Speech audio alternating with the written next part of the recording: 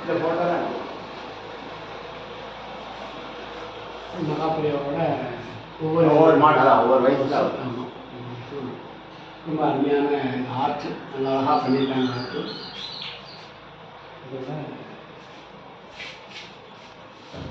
மகாபிரிவா பிறந்த இடம் இதுதான். இந்த வீடு பழமையான வீடாக இருந்தது, நாலிவோடு போட்ட வீடு. அதை இப்போ புதுப்பிச்சிருக்காங்க. இப்போ டைல்ஸ் எல்லாம் போட்டு கொஞ்சம் நல்லா பண்ணி பக்கத்தில் வேத பாடசாலையும் இருக்குது. இந்த வீட்டை அவங்க சொந்தக்காரர் ஒருத்தர் வாங்கி வேத பாடசாலைக்கு கொடுத்துருக்காரு. மகாபிரிவார் பிறந்த இடம் இந்த இடம் தான். மகாபிரியாவோட அப்பாவும் அம்மாவும், மகாலட்சுமி அம்மா அவங்க பேர், அப்பா அம்மா. மகாபிரியாவோட தம்பி சிவன் சாருன்னு சொல்லுவாங்க, தாடி வச்சுட்டு பக்கத்தில் இருக்கவர் மகாபிரியா தம்பி, பெரிய ஞானி அவர். மகாபிரியாவோட தம்பி பக்கத்தில் இருக்க ஆதிசங்கர பகவத்பாதாவோட மார்பிள் சிலை. மகாபிரிவா பிறந்த இடம் இந்த இடம் தான்.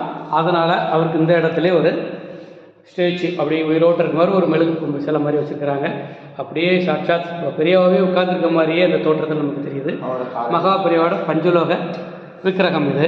மகாபிரிவா காலத்தில் அவர் பயன்படுத்திய பாதுகை, அவர் காலில் பிறந்த பாதுகை அவருக்கு பிரியமான ஒருத்தர்கிட்ட கொடுத்து அவர் இந்த வீடை இந்த மாதிரி மகாபிரிவாவோட ஒரு வேத பாடசாலை நினைவில்லாமல் மாற்றும்போது அவர் தான் பெரியவாட்ட வேங்கின அந்த பாதுகையை இந்த வீட்டுக்கு கொடுத்துருக்காரு. இந்த இதுக்கு டெய்லி காலையில் இங்கே வந்து பெரியவாக்கு பூஜையெல்லாம் பண்ணிகிட்டு இருக்கிறாங்க. இந்த வீடை இந்த அம்மா தான் இப்போ நிர்வாகம் பண்ணுறாங்க. இந்த அம்மா ஆமாம், மகாபிரியாவுக்கு பெரியம்மா பையன். இவர் வந்து மகாபிரியாவுக்கு முன்னாடி பீடாதிபதியாக இருந்தார். இவருக்கு அம்மை நோய் வந்து அவர் சமாதி ஆகும்போது ஒரு வாரம் தான் இருந்தார். இவருக்கு அம்மை நோய் வந்ததுனால இவருக்கு ட்ரீட்மெண்ட் எடுக்க தான் பெரியவா வந்தார். வந்ததில் இவருக்கு அம்மை நோயில் சித்தி அடைஞ்ச உடனே பெரியவாவுக்கு சன்னியாசம் கொடுத்த உடனே பெரியவா உடனே பீடாதிபதி ஆகிட்டார். 13 வயசில் பீடாதிபதி ஆகுது. வேறு எங்கேயுமே கேள்விப்படாத ஒரு விஷயம். மகாபிரியாவா இந்த மரத்துக்கடியில் உட்காந்துருக்காப்புல உள்ள ஃபோட்டோ. மகாபிரியாவா வந்து அடிக்கடி இந்த மேனாங்கிற இந்த பல்லக்கில் தான் போவார். இந்த பல்லக்கு தான் இதுக்குள்ளே உட்காந்துருப்பார் மகாபிரியாவா. உட்காந்து இதில் வந்து ஸ்க்ரீன் திரை போட்டிருப்பாங்க. யாராவது வந்து பெரியவா தரிசனம்னா அந்த திரையை விளக்கிக்கிட்டு இதிலேருந்து பார்த்து தரிசனம் கொடுப்பார். அவர் பயணித்த இது வந்து பல்லக்கு. இதை தொடுறதே நமக்கு பெரிய பாக்கியம்.